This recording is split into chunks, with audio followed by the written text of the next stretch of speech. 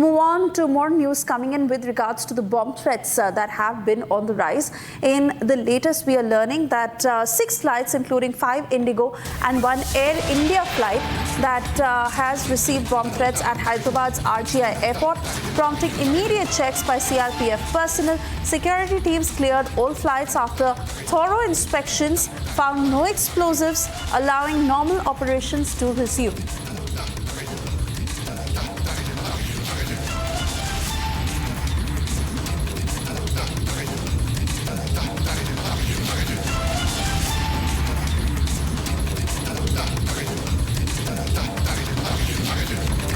6 flights at the Hyderabad Airport that have received a bomb threat as the menace continues to be on the rise. And Aneri will join us shortly to take us through the latest details, as we understand that the flights have been cleared. The security teams have carried out thorough inspection.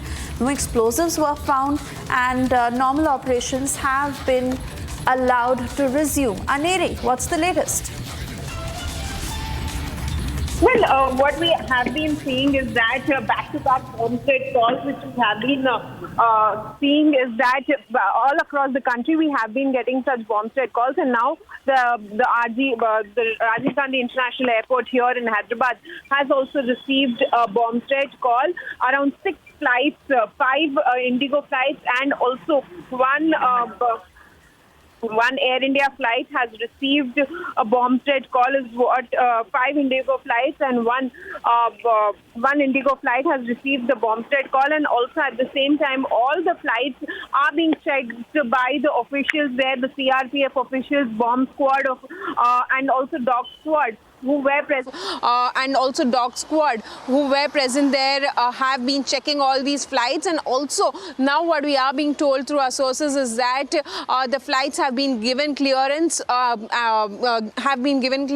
they did not find anything, because this was said to be an hoax call which was received to the airport authorities, and after that all the SOPs, all the measures were taken by the airport authorities, and now the flights have been given a clearance. But yes, back-to-back such bomb threat calls which we have been seeing, well, not only in Hyderabad but all across the country, we have been seeing such bomb threat calls which have been receiving from various accounts through various mails and tweets as well. All right, Aneri, many thanks for getting us those details.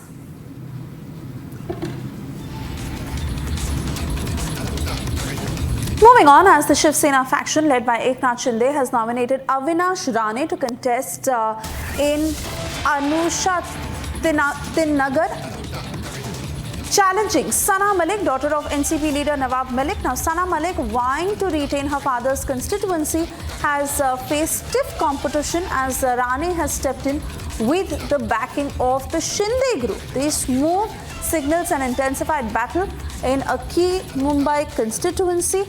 It is Avinash Rane versus Sana Malik that the battle will ensue in Anushakti Nagar, where Nawab Malik's daughter will fight Shiv Sena faction leader Avinash Rane, who comes from the Eknath Shinde faction.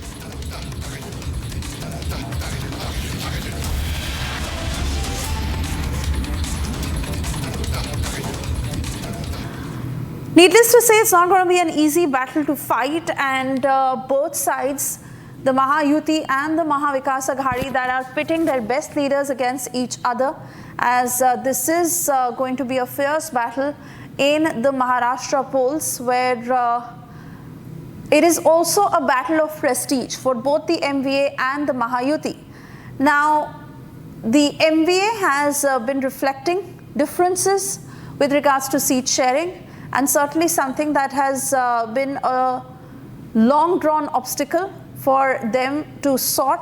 On the other hand, the Mahayuti certainly faces challenges, given the fact that the Lok Sabha performance was not very good.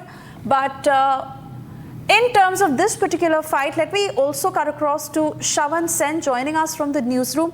Shravan, Avinash Rane versus Sana Malik, and clearly both pitting their best candidates to ensure that their person wins. But how do you see this battle ensuing? Well, this is an all-out war within the Mahayuti, particularly between the Chief Minister and the Deputy Chief Minister. Eknath Shinde taking on Ajit Pawar. What is abundantly clear is that Eknath Shinde, who's been extremely unhappy with the fact that Ajit Pawar has basically relented to what Nawab Malik essentially wanted. Now, just for our viewers outside Mumbai, Anushakti Nagar, which also happens to be a constituency in the heart of Mumbai, it's rather the eastern suburban Mumbai.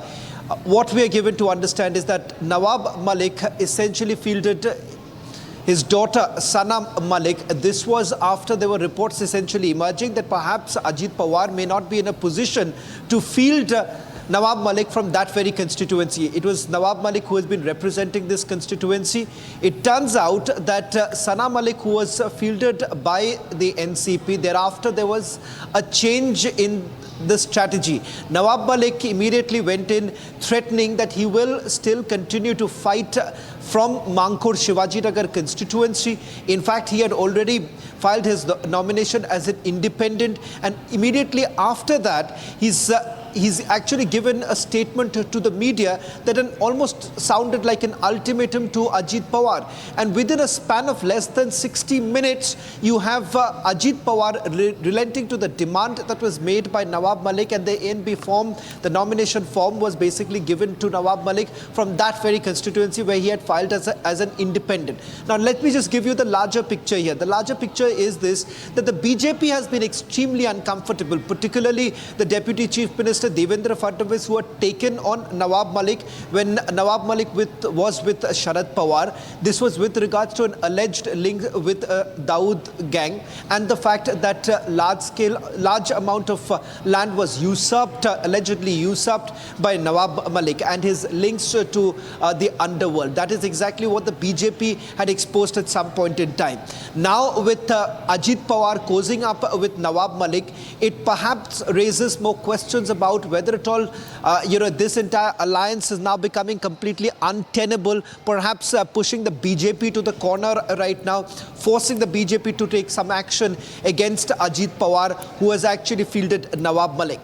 Shravan, do stay on with us because Krishna Hegde from the Shiv Sena Eknath Shinde faction is joining us on the phone line. Thank you for speaking to Republic. In terms of this growing rift within the Mahayuti itself, is there even a sense of resolution that can come about? Are the parties trying to solve it, or the BJP likely to step in? How would you reflect on this decision to cut on each other? No, it is not a question of cutting on each other, but let me tell you that even within the Mahavikas Aghadi, that is the Congress, Uddhav Thackerayji's party and Sharad Pawarji's party, they also have, common candidates fielded in 5 to 6 constituencies. And similarly, in our Mahayuti, that is the Shiv Sena, Bharatiya Janata Party and the Ajit Pawar NCP, we also have, fights in 4 or 5 constituencies where a couple of the parties have put up candidates. As you are aware, there are a huge chunk of 288 seats at stake, and it is difficult when 6 parties are there to have a unanimous choice of candidates in each and every seat. And therefore, it is a decision taken by our Mukhya Netha Shri Eknath Shinde ji to field Avinash Rane against Sana Malik and Suresh Patil against Nawab Malik.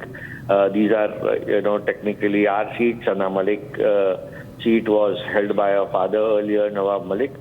But it is our party decision. It is the decision of Eknath Shinde ji, who is the top leader of our party. And I think there is also a date of 4th November before all the withdrawals can take place, and we will see उसके बीच में क्या होता है. दूध का दूध और पानी का पानी हो जाएगा. All right, Mr. Hegde, thank you for speaking to us on this matter. I request you to stay on as I quickly want to go back to Shravan with regards to what you said. Shravan, is the Mahayuti really in denial of the fact that they have their differences on the rise and they need to resolve it at the earliest?